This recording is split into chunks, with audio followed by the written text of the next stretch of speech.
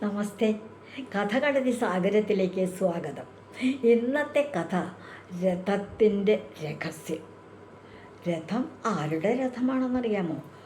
മഹാഭാരത യുദ്ധത്തിൽ അർജുനൻ്റെ രഥം. ആ രഥം തെളിച്ചിരുന്നത്, രഥത്തിൻ്റെ സാരഥിയായിരുന്നത് ഭഗവാൻ ശ്രീകൃഷ്ണനും. പാർത്ഥസാരഥി, പാർത്ഥൻ എന്നൊരു പേര് അർജുനൻ്റെ ആണല്ലോ. ആ പാർത്ഥൻ്റെ സാരഥിയായിരുന്നത് കൊണ്ടാണ് മഹാഭാരത യുദ്ധത്തിൽ പങ്കെടുത്ത പാർത്ഥൻ്റെ രഥം തെളിച്ചിരുന്നത്, സാരഥിയായിരുന്നത് കൃഷ്ണനായതുകൊണ്ടാണ് കൃഷ്ണന് പാർത്ഥസാരഥി എന്ന പേരിനുണ്ടായത്. ആ രഥത്തിനൊരു രഹസ്യമുണ്ട്, അതാണ് പറയുന്നത്. ഈ രഥം അർജുനൻ്റെ രഥമാണ്. അർജുനന് അഗ്നിദേവൻ നൽകിയ രഥമാണ്. അത് ഏത് സമയത്ത്? ഗാണ്ഡവ ദഹന സമയത്ത്, ഗാണ്ഡവ വനം അഗ്നിഹീരയായ സമയത്ത് അഗ്നിദേവൻ ആ തീ കെടുത്താൻ, അങ്ങനെയുള്ള ഒരു കഥയിലാണ് രഥം അർജുനന് കൊടുത്തിട്ടുള്ളത്. അത് തെളിക്കാൻ അങ്ങനെ മഹാഭാരത യുദ്ധത്തിനും ആ രഥം തന്നെയാണ് ഉപയോഗിച്ചത് അർജുനൻ. തേരാളിയായത് കൃഷ്ണനും. അങ്ങനെ ഇരിക്കെ മഹാഭാരത യുദ്ധം കൊടുമ്പിരിക്കൊണ്ടു പാണ്ഡവരും കൗരവരും രണ്ട് ഭാഗത്ത് നിന്ന് യുദ്ധം ചെയ്തു. ആ യുദ്ധത്തിൽ മരിക്കാത്തവർ കൗരവരായിട്ടുള്ള 100 പേര് മരിച്ചു. ആരുമില്ല ബാക്കി. ദുര്യോധനൻ ദുശാസനം തൊട്ട് ഇങ്ങോട്ടുള്ള 100 പേരും മരിച്ചു. പാണ്ഡവർ 5 പേരും ജീവിച്ചിരിപ്പുണ്ട്. അവരുടെ മക്കളും മരുമക്കളും ആൾക്കാരും ഒക്കെ മരിച്ചു. പക്ഷെ പാണ്ഡവർക്ക് 5 പേർക്കൊന്നും പറ്റിയിട്ടില്ല. ആ സമയത്ത് മഹാഭാരത യുദ്ധം കഴിഞ്ഞു. ഇനിയിപ്പോൾ എല്ലാവർക്കും അവരവരുടെ ഭാഗത്തേക്ക്, ഭവനങ്ങളിലേക്ക്, ഇവിടേക്ക് പോകാം. 2 കൂട്ടരുടെയും കൂടാരങ്ങൾ, സ്ഥലങ്ങളുണ്ടല്ലോ ഇതായിട്ട്.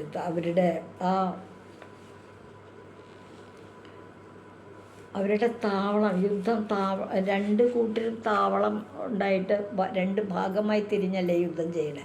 അപ്പോൾ യുദ്ധം ജയിച്ചത് പാണ്ഡവരാണെങ്കിലും കൃഷ്ണൻ പറഞ്ഞു, യുദ്ധത്തിൻ്റെ നിയമങ്ങൾ അനുസരിച്ച് രാത്രിയിൽ യുദ്ധം പാടില്ല, പകൽ മാത്രമേ പാടുള്ളൂ, കള്ളത്തരങ്ങൾ പാടില്ല, അങ്ങനെ പല പല നിബന്ധനകളുള്ള പോലെയുള്ള ഒരു നിബന്ധനയാണ്.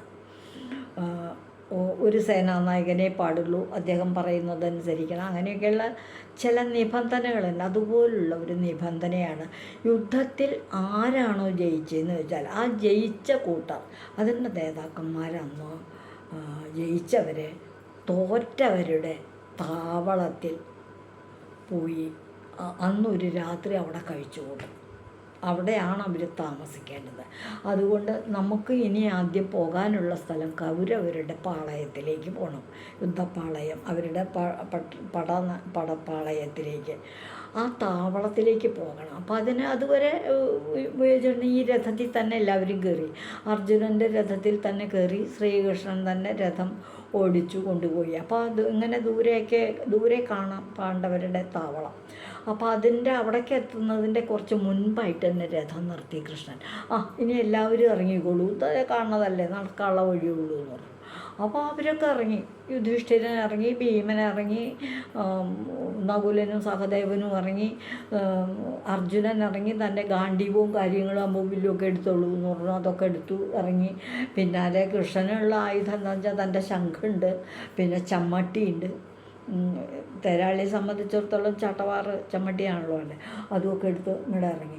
അപ്പോൾ അർജുനൻ പറഞ്ഞു, എന്തിനൊക്കെ രഥത്തിൽ ഞാൻ ഈ കടിവ കൊണ്ടുപോകണം, എന്തെല്ലാം അത് വേണ്ട, പോയിട്ട് നമ്മളിപ്പോൾ ഇങ്ങോട്ട് വരില്ലേ, നമുക്ക് ഇവിടെ തന്നെ വയ്ക്കാം. അതല്ല, ഇറങ്ങാൻ ഇത്തിരി അമാന്തിച്ചു. ഇങ്ങനെ അമാന്തിച്ച് കേൾക്കുമ്പോൾ, ഇറങ്ങൂ അർജുന, ഇറങ്ങൂ, താനും കൂടെ ഇറങ്ങൂ എന്ന് പറഞ്ഞു. വീണ്ടും കഴിച്ചു. അപ്പോൾ അർജുനൻ അങ്ങനെ, എന്തിനാ അത് ഇവിടെ ഇറങ്ങണേ, ഇതൊക്കെ അല്ല നമ്മൾ സാധനങ്ങളൊക്കെ എടുക്കണം, എൻ്റെ കാര്യം എന്താ, രഥം ഇവിടെ കിടക്കുകയല്ലേ, അപ്പോൾ ഇതിൽ തന്നെ വെച്ചാൽ പോരെ, അല്ല അത് എടുത്തിട്ട് ഇങ്ങോട്ട് ഇറങ്ങും നിർബന്ധമായിട്ട്. കൃഷ്ണൻ പറഞ്ഞു, അർജുനൻ ഇറങ്ങുമെന്ന് തിരികെ ഗൗരവത്തിൽ പറഞ്ഞു. എന്താണോ തോന്നിച്ചു.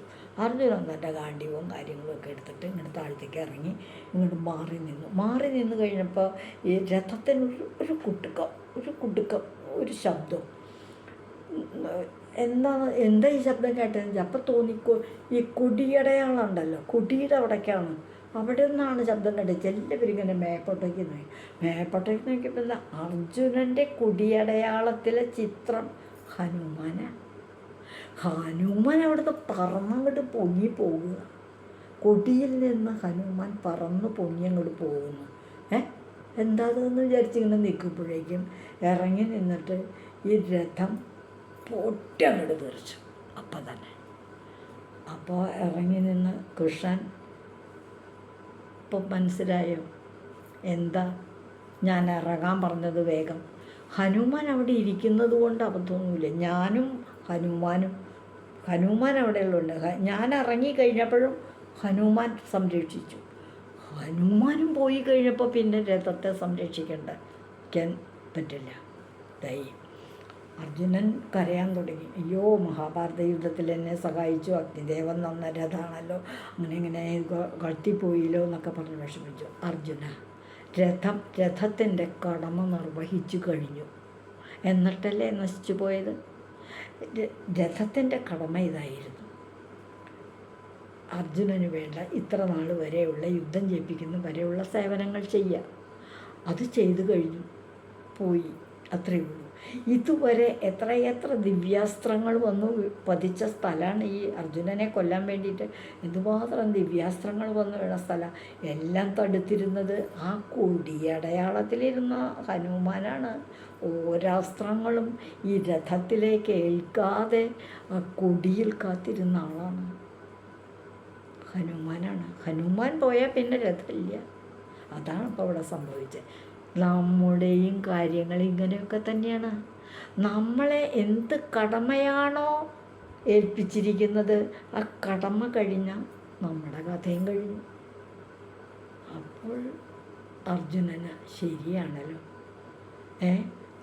ഓരോരുത്തരെയും, ഈ പ്രപഞ്ചത്തിലെ ഓരോ ജീവികളെയും അവരവർക്ക് ഓരോരോ കടമകൾ കൊടുത്തിട്ട്, കർത്തവ്യങ്ങൾ കൊടുത്തിട്ട്, ചുമതലകൾ കൊടുത്തിട്ട്, ജോലി കൊടുത്തിട്ട് ഇങ്ങോട്ട് വിടുക.